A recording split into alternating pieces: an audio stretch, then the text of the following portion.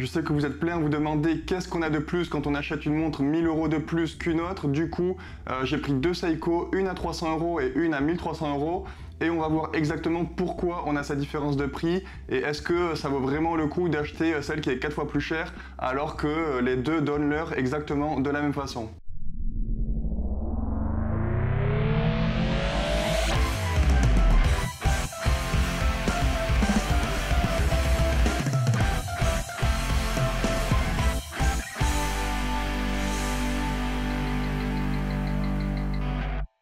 Pour ce comparatif, j'ai choisi deux Seiko. D'un côté, on a la SRPE 51, une montre robuste et fiable qui offre un excellent rapport qualité-prix et qui ne vous coûtera que 300 €. De l'autre, on a la SPB 143 qui offre des détails plus raffinés et qui est techniquement meilleure. On peut la qualifier d'haut de gamme et on la trouve à 1300 €. À première vue, elles peuvent sembler assez similaires, mais on va creuser davantage pour comprendre la différence de prix. Et avant de commencer, sachez que je viens de sortir des bracelets, justement, Oyster et Jubilé pour ces deux montres qui sont donc compatibles avec toutes les SRPE 5 Sport et les nouvelles 62 Mass. D'ailleurs, ils sont aussi disponibles pour les SKX, SRPD 5 Sport et les nouvelles GMT. Et il y a aussi des rubbers et le lien est dans la description. On va commencer par le cœur, donc le mouvement. La SRPE 51 utilise un mouvement qu'on connaît bien, le 4R36 qui est reconnu pour sa robustesse et sa fiabilité.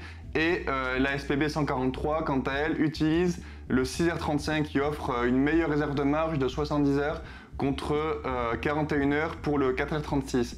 Donc déjà ça c'est un argument de poids, surtout pour ceux qui aiment faire un roulement régulier avec leur montre en fonction des jours. Alors que pour les personnes comme moi qui ont tendance à porter la même montre pendant 2 semaines, voire un mois, puis changer pour une autre qu'on porte encore un mois, la réserve de marche on s'en fout puisque de toute façon elle est quasiment tout le temps remontée à fond. Par contre ce qui intéresse à peu près tout le monde normalement c'est la précision et elle est encore bien différente entre ces deux modèles.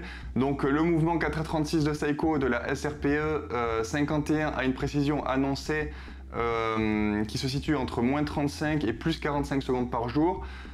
C'est assez standard pour une montre à ce prix-là, alors que le 6R35 dans la SPB 143 est plus précis avec une précision allant de -15 à +25 secondes par jour. Encore faut-il avoir un bon exemplaire puisqu'il n'a pas la meilleure réputation en termes de fiabilité, comme les précédents 6R15 d'ailleurs, même si ça s'était un peu amélioré avec les nouvelles versions. En ce qui concerne les cadrans, les deux montres ont des cadrans gris soleillés, mais celui de la SPB 143 est mieux fini et avec plus de détails.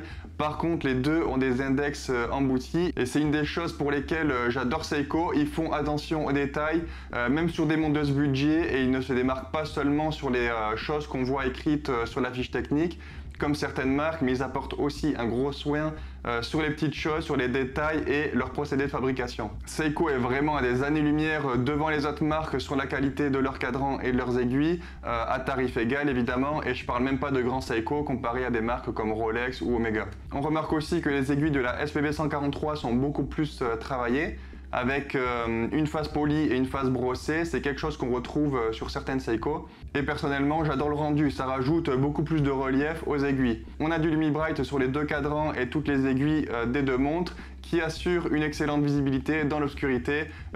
J'ai comparé un peu, c'est exactement la même puissance, donc c'est le même Lumi-Bright. Point très important, on a un verre saphir sur la Prospex avec un traitement anti-reflet, alors qu'on a du Hardlex qui résiste beaucoup moins bien aux rayures sur la 5 Sport. D'ailleurs, je pense que je vais faire une vidéo dans laquelle je vais modifier la SRPE 51 pour vous montrer qu'il ne faut pas grand chose pour la rendre encore plus belle, et je mettrai un verre saphir aussi. Si vous voulez voir ça, abonnez-vous, ça sera peut-être la prochaine vidéo ou celle d'après encore, je sais pas. Pour le bracelet, on s'aperçoit directement que celui de la 62 Mass est de meilleure qualité, il tiendra mieux dans le temps, et en particulier pour la boucle, puisque sur la Seiko 5 elle fait vraiment bas de gamme, alors que le reste de la montre ne l'est pas du tout, hein. C'est une montre que je recommande vraiment. Mais je vous montre comment ça rend avec un meilleur bracelet. Ici un Jubilé, je sais pas ce que vous en pensez, mais moi personnellement je préfère largement avec ce bracelet. Je sais qu'il y en a parmi vous qui aiment aussi mettre des Jubilés sur la 62 Mass pour donner un effet plus habillé, plus classe, donc voici ce que ça donne avec. Ensuite pour le fond de boîtier, donc l'arrière de la montre, on a la Seiko 5 qui a un Hardlex. C'est dommage puisque avec le temps ça a tendance à se rayer, mais je sais que la plupart des gens adorent voir le mouvement. Sur la 62 Mass on a un fond plein et je trouve ça plutôt logique puisque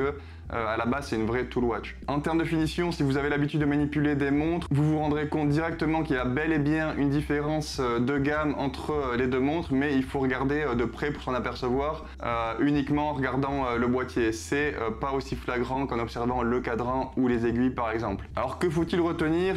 Il est clair déjà que la SPB 143 a des caractéristiques et des détails qui surpassent ceux de la SRPE 51. Mais est-ce que ces avantages justifient une différence de prix aussi importante? Je rappelle qu'elle coûte 4 fois plus cher quand même. Et honnêtement, j'aimerais avoir votre avis en commentaire, mais je vais vous donner le mien avant. Donc si vous cherchez une montre qui fait bien son travail, qui est fiable et qui a un look classique, alors la SRPE 51 est un excellent choix. Mais si vous voulez un peu plus, un mouvement plus précis, une meilleure réserve de marche, une qualité de fabrication supérieure, des détails plus raffinés et une esthétique plus sophistiquée, alors la SPB 143 pourrait bien valoir l'investissement supplémentaire d'après moi. Je dis pas que c'est toujours le cas, il y a des montres à 1300 € avec un rapport qualité-prix désastreux, mais pas celle-ci, je vous la recommande vraiment. D'ailleurs, même la SRPE 51, je la recommande à tout le monde. Donc en fin de compte, le choix entre ces deux montres dépendra de ce que vous recherchez personnellement et de la valeur que vous accordez à ces caractéristiques supplémentaires. Moi, la réserve de marche, je m'en fous, alors que le saphir, j'en veux un sur toutes mes montres par exemple. Vous avez aussi complètement le droit d'acheter les deux. Bon, en général, quand on commence une collection, on essaye de prendre des couleurs différentes justement, mais elles existent dans plein de coloris, celle-ci, donc vous avez le choix.